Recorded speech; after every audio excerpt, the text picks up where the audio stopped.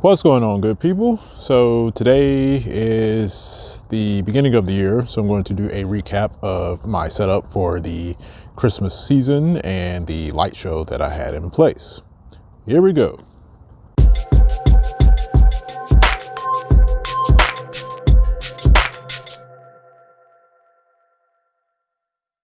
All right, so we're going to start all the way out here. We have the Tune 2 sign. So this Tune 2 sign is a fairly straightforward sign. It is a piece of plywood on the back, and then it has some pallet wood on the left and right sides here with another piece of plywood that is on the top. And in order to get the lettering on there as the way it's set up, I created a stencil, and I'll create a different video discussing how I did the stencil, but I created a stencil with the lettering in it and then used spray paint to spray the letters, the white letters. And then as you see here around the edge, there is a set of Christmas lights there to illuminate the sign. So it's fairly straightforward. I have these two pieces of furring strips on the left and right as ground stakes.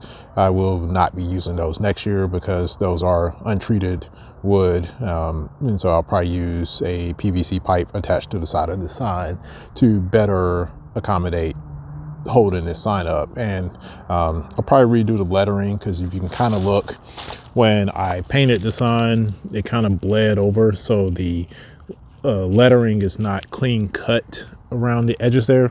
So I'll probably just repaint it. I have more of this paint here to be able to redo that.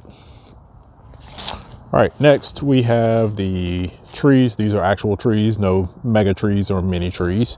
And the lights are just wound around the tree. They're not stapled or nailed or anything of that nature. And what I do is when I get to an endpoint, as you see right here, so the wires are just tucked back over and under so that they stay around the tree. So literally the wiring is holding itself up with the bark of the tree. You don't necessarily need to put nails in there. You can, but it's easier to do it without the nails. And next to the tree, you have the spotlights. These spotlights I've had for several years now prior to actually doing an actual light show. And I built this covering to go over it because these spotlights have a tendency to get rain in them. So you can kind of see a little bit of condensation on the one down here at the bottom. And that actually looks like it might be burned out. But they essentially do work. They just are prone to getting rain in them, and I got them from Lowe's. And I do remember taking one of the lights back, and the cashier told me, she was like, yeah, a lot of people are returning these because of the fact they do leak. So they do leak, but I plan on continuing using them until they stop working. So they also have this covering on here that you can change out. It came with a red and a green cover, and there we go.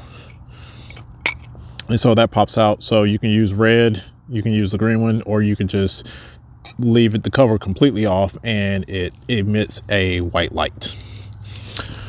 All right, and so that has LEDs in it. All of my show elements are LED lights. So next we have a bush, and so there is a set of net lights in here as well as a set of string lights in here to essentially cover the entire bush and illuminate it when it needs to be turned on. So because I had the net lights already on hand, I just went ahead and used them. But pretty much all the other lights I have in my display are LED string light. All right, so this is a set of lights that I have around the window, and all the windows are set up in the same way with approximately 200 lights around the window frame. And the way that I attach these to the window edges is, if you see here, there is a screw right there. And so I screwed it in. This is a a torque screw. I think it's a T20 or maybe a T25 head on here, but it is rated for exterior use. So the plan is to leave that screw in once I take the lights down. And because it's exterior rated, it should not rust or anything of that nature. I can put the lights back on in the same manner. The way that I do this is basically you just separate the sets of wires and you just loop it over like that and it holds on. But if you pull it out, it's probably about maybe ½ an inch to 3/4, maybe not, yeah, no more than probably ½ an inch out from the being all the way screwed in. So it's a sufficient enough screw. This screw is actually 1 5/8 of an inch in total length.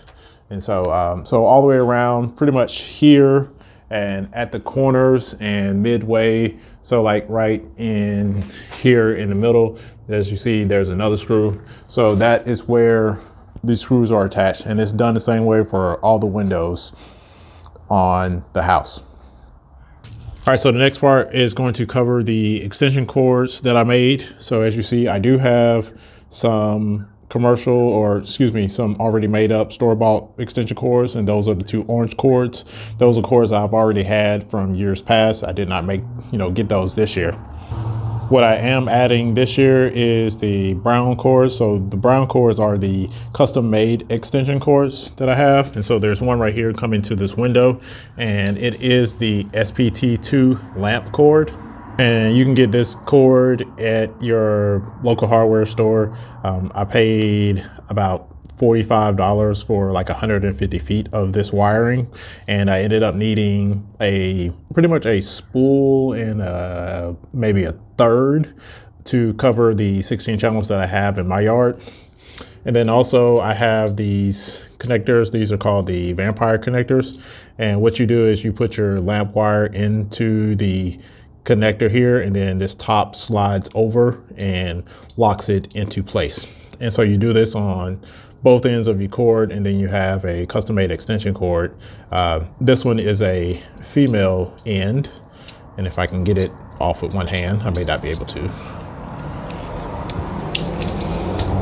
So this is the female end, and then the male end obviously has the prongs on it. But like I say, you just slide this on and off. You slide this on to lock it in place, and you can slide it off. Let's say something happens to the plug itself, you can slide it off and replace it. All right, the most impressive part and probably the biggest and main part of the show is the control box. So this is a control box that I built myself. A number of people have been asking about how I went about doing this. So I'm gonna just kind of walk through it really quick. I did do a presentation for this just before Christmas, so those notes I will provide a link to down in the description. So this control box, as you see, it is fairly large, and in some ways it's a little bit larger than it actually needed to be. But it is a 2x12 box. So this piece here all the way around are 2x12s. And then we have, I believe, ½ inch or 3/4 inch plywood, both for the front and the back walls. And then we have furring strips that hold the front in as well as hold the back end. That's what you see on both sides over here. All right, inside of here, so we have the power, as you see here. There's these 2 black cables that come in, and those correspond to the 2 black cables down here. They come in, one black cable goes to this outlet. It's a GFCI outlet. The other black cable comes over here. It is also a GFCI outlet. And we have 2 items plugged into this outlet over here. All the lighting controls, or excuse me, all the lights are connected to just this GFCI. This GFCI only governs the electronics. So technically you could probably get away with just having one incoming line and split that to the 2 outlets, but I did it to both because I thought it may need to be necessary. But when I do updates in preparation in the off season for the next set of shows, I'm gonna probably reconfigure this so that it only has one wire coming into the box. So these 2 black transformers, One goes to the Raspberry Pi, the other one goes to the FM transmitter. And so it goes up, over, and around, and then into this box where, as you see, there is a Raspberry Pi, and over there is the FM transmitter. This blue wire is the antenna for the FM transmitter, and it's just sitting in there. It's approximately 2 feet in length, and is connected to the antenna connection on the FM transmitter. And then also we have the, if you see here, these metal here and this metal here is an audio cable, and that's the audio out from the Raspberry Pi to the FM transmitter. And we also have the GPIO wires that come over to our relays and here. And we also have our 2 power connections that come in here, one to the Pi, the other to the FM transmitter. All right, so coming off of the Pi, we have our GPIO wires. And so these are just typical breadboard wires, nothing fancy about them. The only 2 wires on these breadboard wires that are significant are the black and the red.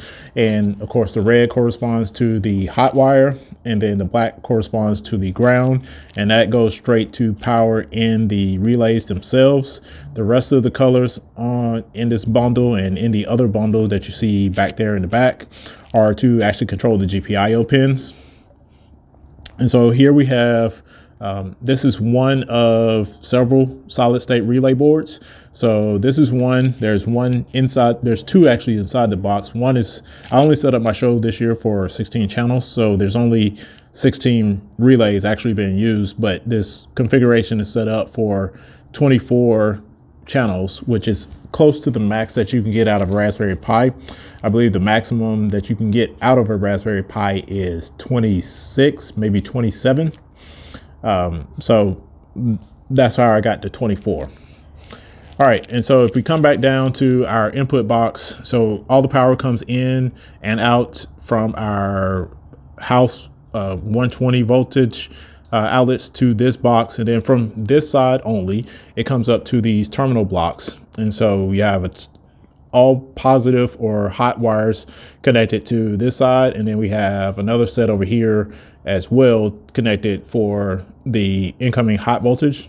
And then the hot voltage is brought up to a fuse. Each relay has a dedicated fuse because the relays themselves have a max amperage of 2 amps. So these fuses are rated at 2 amps. They probably could be rated at, could have 1.5 amp fuses, but 2 amps and 2 amps seem to be sufficient. So that's what I got.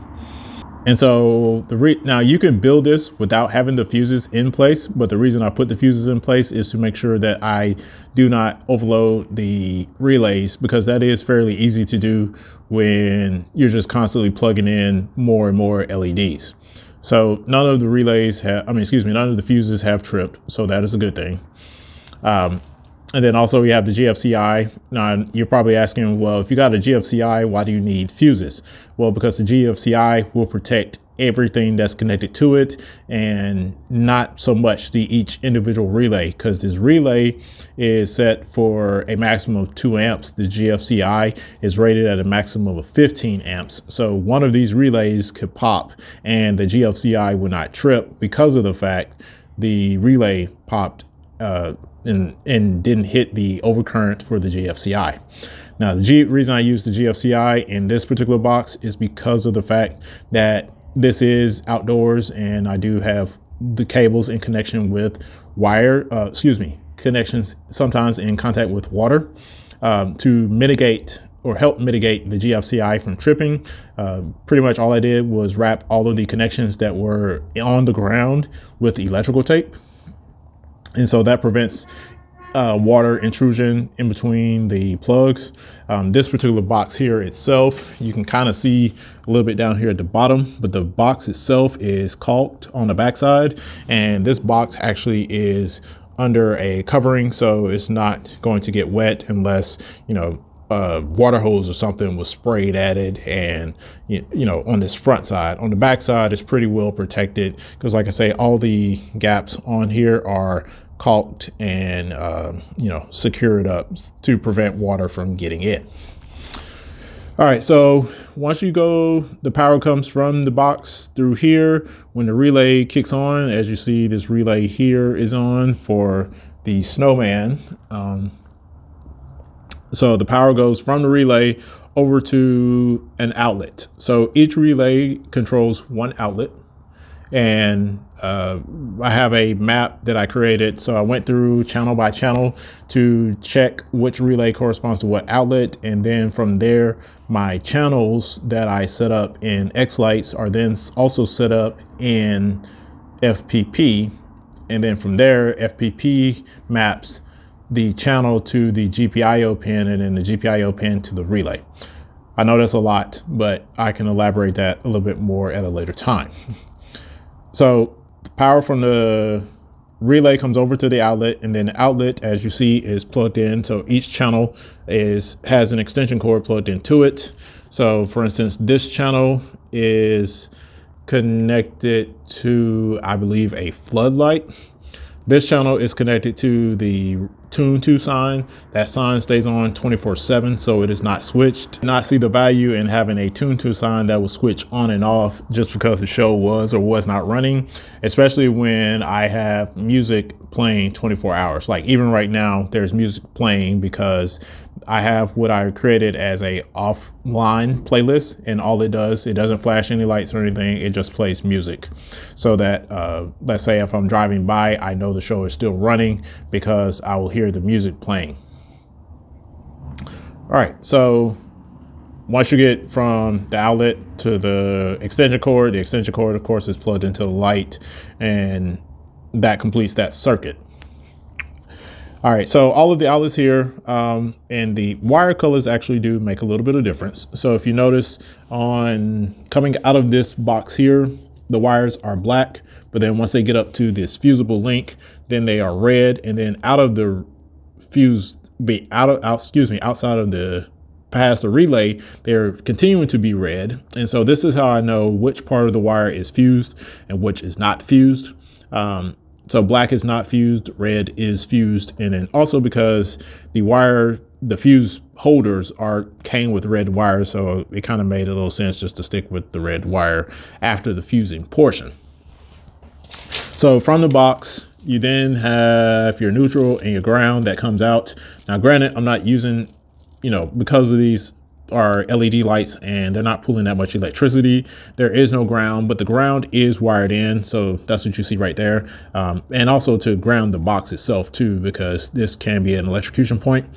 And then you have your white, which is your neutral. So all your neutrals and grounds come back to this right half of this terminal block. And so as you see, there's a ground there and two grounds there, and then also two neutrals here. And so those two then come back into our main box, which then connects back to the neutral, which goes back to our household supply voltage. So thus you have a completed circuit within this box. Now, as I mentioned, I only use 16 channels this year because originally when I started doing my sequences, I did only do them for 16 channels. Next year, I do plan on using all 24 channels on this control box. So the 8 that you see here in the middle are not used this year, but they will be, or at least that's the plan next year to use them. So that is everything for this Christmas light show behind the scenes. If you have any questions, because I've gotten a number of questions about this box, I can do a deeper detail dive in. Just put a comment down in the comment section below saying that you're interested. And if I get maybe 10 to 15 comments that said that they're interested in how this box was built, and also maybe a walkthrough so that they can build their own box similar to this, then I'll make that video. So that will wrap things up for this video. Like I mentioned, any questions or comments, please drop those down below. I'll also cover a little bit more in future videos on how I built the social media account and got my show posting show information to Twitter, and Also, the show website, I did create a website for my light show. That is lightshow.thealmostengineer.com. You can feel free to go check that out. It has documentation about the 2020 Christmas light show that I built. It also has the presentation that I gave to a group of students to discuss how the light show was built and some of the behind the scenes information that I also discussed here. And it will also be used, I will be using that as a source of documentation for years to come, so that, you know, each show that I do, I will document all that information here, more so people can go back and reference it, but then also so that I have a historical reference of what was done in years prior. Please be sure to give this video a thumbs up, and until next time, peace out.